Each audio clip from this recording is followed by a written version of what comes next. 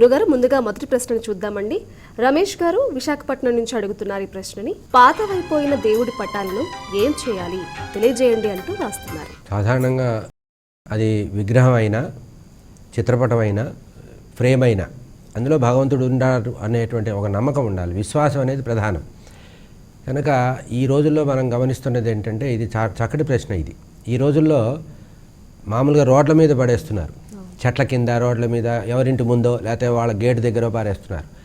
అది ఇంతకుముందు మన కుటుంబంలో చాలా కాలం ఆరాధించి దాని యొక్క అనుగ్రహం పొందినటువంటి కుటుంబం మనది. అంటే ఆ భగవంతుడిని మన ఇంట్లో పెట్టుకోవడం వల్ల చాలా సంవత్సరాలు మన కుటుంబానికి క్షేమం జరిగింది. అటువంటి క్షేమం జరిగిన దాన్ని ఒకవేళ పగిలిపోయినా ఏదో చినిగిపోయినా చెదలు పట్టినా దాన్ని ఏం చేయాలంటే నీళ్లల్లో వదలాలి. అంటే ఆ ఫ్రేమ్ తీసేసి అద్దము ఫ్రేమ్ అన్నీ తీసేసి పటం వరకు ఉంటే అది కరిగిపోవాలి, అంటే నీళ్ళల్లో కలిసిపోవాలి, లేదా భూమిలో ఎక్కడన్నా ఇంట్లోనే పాతి పెట్టాలి. అంతేగాని బయట నలుగురు తిరిగే చోట చెత్త వేసే ప్రదేశంలోనూ వేయకూడదు. ఎందుకంటే అందుట్లో ఒక చైతన్యం ఉంటుంది.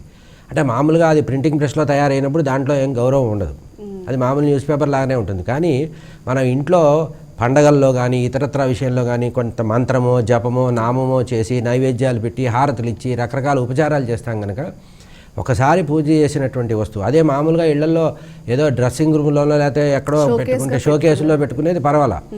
పూజా మందిరంలో పెట్టి నైవేద్యము భోగము తర్వాత ఉపచారాలు చేసిన తర్వాత కొన్ని రోజుల పాటు అది అనుగ్రహానికి కారణమైంది కనుక మన క్షేమం కోసం అనేది ఏం చేయాలంటే నీటిలో వదలాలి, లేకపోతే ఇంట్లోనే ఎక్కడో దాన్ని ముంచేయాలి, అంటే భూమిలో పెట్టడమో చేయాలి. అంటే బహిరంగంగా దాన్ని అంటే మలినమైనటువంటి ప్రదేశాల్లో పెట్టడం చాలా తప్పు. కనుక భగవంతుడి యొక్క అది భగవంతుడు ఉన్నాడనే భావమే ఉండాలి. అందుకనే కొంతమంది ఇళ్లలో ఎంత పాత ఫోటోలైనా ఇంకా ఉంటాయి. కొన్ని ఇళ్ళకి వెళ్తే ప్రత్యేకంగా వాళ్ళ ఇళ్ళ ఫోటోలు చూడడానికే వెళ్ళాలి. అంటే పాతకాలంలో ఏ రవివర్మో ఎవరో వేసిన చిత్రాలు ఉంటాయి కనుక అందులో చైతన్యం ఉంటుంది. మనం ఆరాధించినటువంటి భగవంతుడిని పదిలపరచడం చాలా ముఖ్యం. అది విగ్రహం కావచ్చు, విరిగిపోయిన విగ్రహాన్ని కూడా నీళ్ళల్లో వేయమన్నారు. అంటే ఆ నీరు కూడా ఏంటి ప్రవాహ సిద్ధంగా ఉండే నీటిలో వేయమన్నారు. కరిగేటట్టు చేయాలమ్మా. చిత్రపటం ఉందనుకోండి, అది నీళ్ళల్లో కొన్నాళ్ళు నానబెట్టారనుకోండి, మన ఇంట్లోనే ఒక చిన్న బకెట్లోనో లేకపోతే ఒక చిన్న మూకుళ్ళలోనో నీళ్లు పోసి దాంట్లో ఓ వారం రోజులు వేస్తే అది కలిసిపోతుంది. కనుక అది ప్లాస్టిక్ది అయితే కలవద్దు తప్పించి మిగతాది. ఒకవేళ ప్లాస్టిక్ అనుకోండి గొయ్యి తీసి పెట్టేయాలి. అంటే అది బయట వ్యర్థంగా కనపడకూడదు, అవమానకరంగా దాన్ని మనం చూపించకూడదు. కనుక నిర్మాల్యంగా దాన్ని మనం వదిలేయాలి.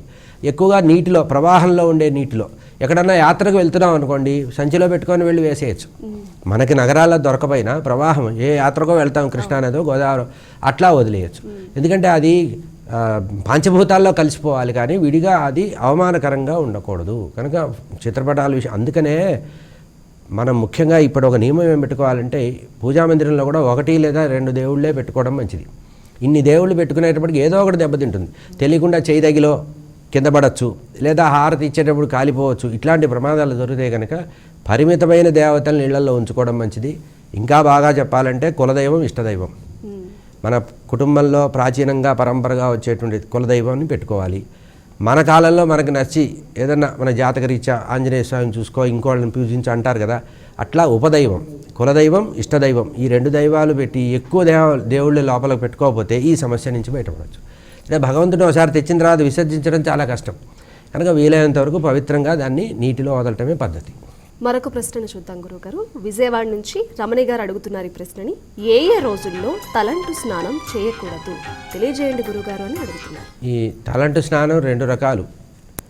నూనె రాసుకొని మంగళహారతి ఇచ్చుకొని తల అంటుకొని ఒంటికి నలుగు రాసుకొని చేస్తే అది అభ్యంగన స్నానం అంటారు. తలంటు అంటే తల అంటుకొని చేసేది, అంటే నూనెతో మాడుని అంటించి ఆ తర్వాత నలుగు పిండితో చేసుకునేది తలంటు స్నానం. మనం మామూలుగా షాంపూతో స్నానం కనుక ఇది తలంటు కాదు. తలంటు స్నానం అంటే పూర్తిగా మంగళహారతి ఇచ్చి నూనె నెత్తి మీద నూనెతో మర్దన చేసుకొని ఒంటికి నూనె రాసుకొని తైలాభ్యంగనము అంటారు, అభ్యంగన స్నానము అంటారు. అట్లా చేసేదానికి మాత్రమే కొన్ని నియమాలు ఉన్నాయి. అట్లా మామూలుగా మంగళవారాలు పనికిరావు. మామూలుగా మనకి శుక్రవారాలు తలంటి స్నానాలు చేస్తారు, కానీ ఆడవాళ్ళు శుక్రవారం స్నానం చేయకూడదని శాస్త్రంలో చెప్పారు.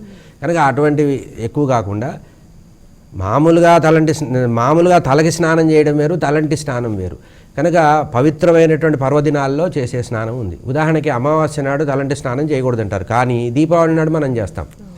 అది విశేషమైనటువంటి పర్వాల్లో. కనుక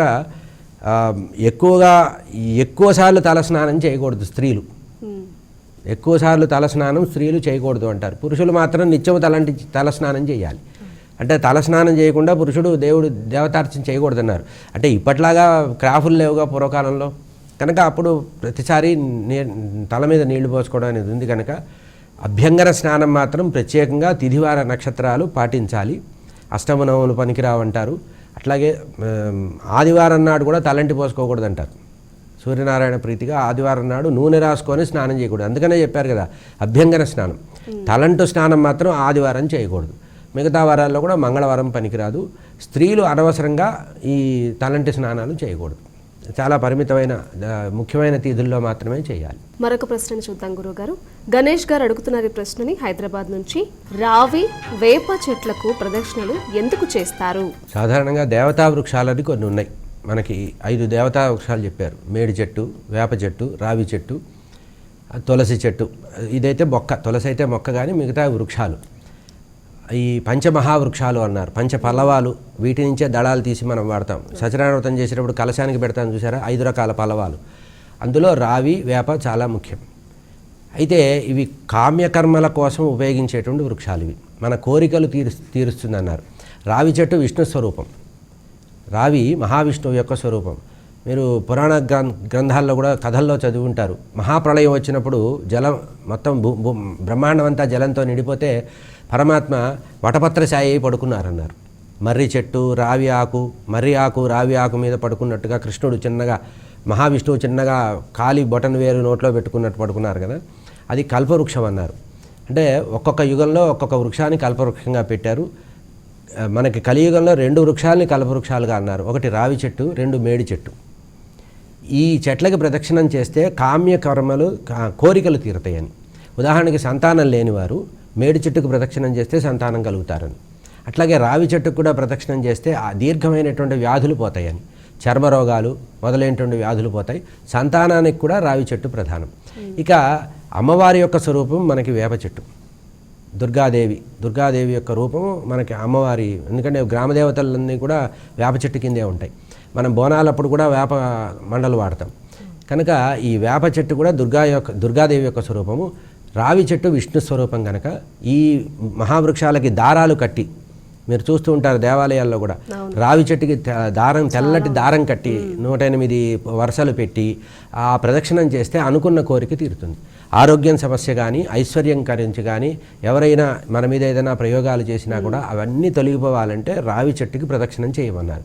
ఈ వేప చెట్టు కూడా ఎవరన్నా భూత సంబంధించినటువంటి ఏదన్నా మన మీద ఏదైనా ప్రయోగాలు జరిగితే ఆ ప్రయోగాల నుంచి విముక్తి జరగాలంటే కూడా మనకి వేప చెట్టు అనేది చాలా ముఖ్యం. కనుక ప్రకృతి సంబంధించినంత వరకు ఆక్సిజన్ బాగా ఉత్పత్తి చేయడమే కాకుండా ఇక్కడ ఇంకొక నియమం కూడా చెప్పారండి. సాయంత్రం పూట సూర్యాస్తమయం తర్వాత వాటికి ప్రదక్షిణం చేయకూడదు. అంటే పగలంతా కూడా అవి మనకు అనుగ్రహ కారకాలు అవుతాయి. తర్వాత ఇతరమైనటువంటి భూత ప్రేత పిశాచాలు ఆవహిస్తాయి. కనుక సూర్యాస్తమయం అయిన తర్వాత మాత్రం ప్రదక్షిణం చేయకూడదు. ఈ రావి చెట్టు, వేప చెట్టు మన కోరికల్ని తీర్చేటువంటి కల్పవృక్షాలు. వీటికి ప్రదక్షిణం చేస్తే తప్పనిసరిగా మనం అనుకున్నవన్నీ జరుగుతాయి. ముఖ్యంగా సంతానానికి రావి చెట్టును కూడా ఉపయోగపడతారు. గురుగారు, శ్రీకాంత్ గారు అడుగుతున్నారు గోదావరికర నుంచి ఈ ప్రశ్నని. నరదిష్టి అంటే ఏమిటి? దృష్టి అంటే మామూలుగా చూపని అర్థం. అది ప్రత్యేక దృష్టితో చూస్తే ఆ దృష్టి దోషం అనేది మనకు తగులుతుంది. నరదృష్టి అంటే మామూలుగా మానవుడి యొక్క చూపు అనే అర్థం. అంటే ప్రతివాడి చూపు చెడ్డది కాదు. కొంతమంది యొక్క చూపు అంటే ఆ చూపులో ఉండేటువంటి ఆ వాళ్ళల్లో సత్వగుణము, రజోగుణం, తమోగుణం 3 ఉంటాయి. ఆ గుణం బట్టి ఆ చూపుల్లో ప్రభావం ఉంటుందన్నమాట. మనకి మామూలుగా వినాయక చవితి కథలో వింటాం కదా, చంద్రుడు గణపతిని చూస్తే ఆయన ఉదరం ఒక్కలైపోయిందని. నరదృష్టికి నల్లరాళ్ళు కూడా పగిలిపోతాయని. అంటే అవతలి వారు మన మీద చెడు ఉద్దేశంతో కనుక చూస్తే ఆ దృష్టి అనేది ఆ చూపులో ఉండేటువంటి వక్ర దృష్టి ఉంటుంది.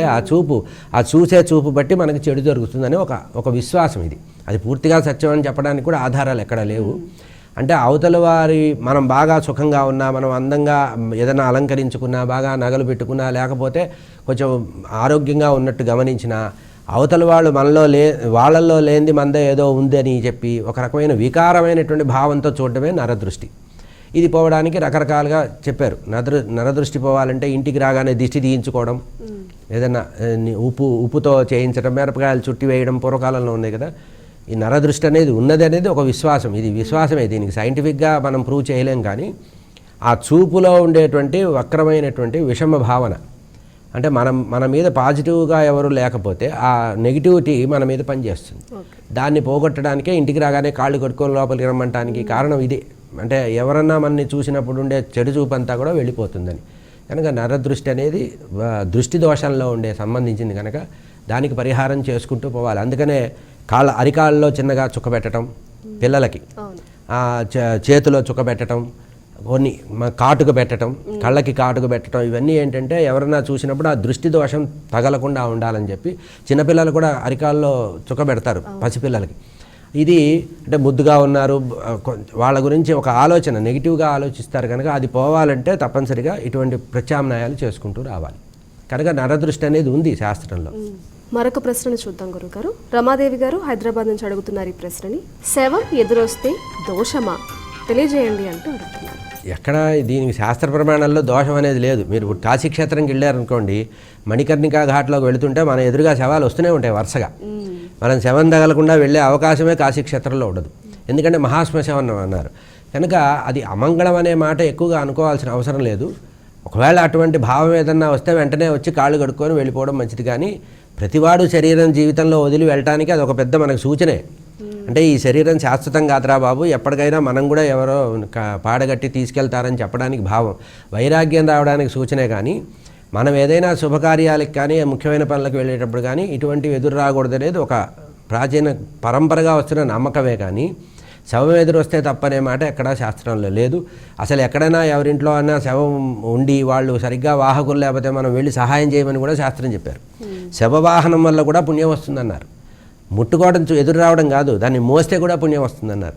అయితే దానికి నమ్మకాలు కూడా కొంత ఉన్నాయిగా. ప్రాచీన కాలం నుంచి కుటుంబాల్లో ఉండే ప్రాంతంగా ఉండేటువంటి నమ్మకాల్లో ఉంది కనుక ఎదురు రాకపోతే తప్పించుకోవడం కూడా మంచిదేగా.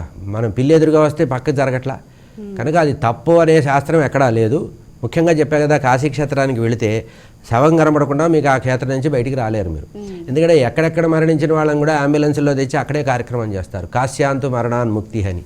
కనుక ఇది నమ్మకానికి సంబంధించిందే, ఇది దోషంగా ఎక్కడా చెప్పలేదు.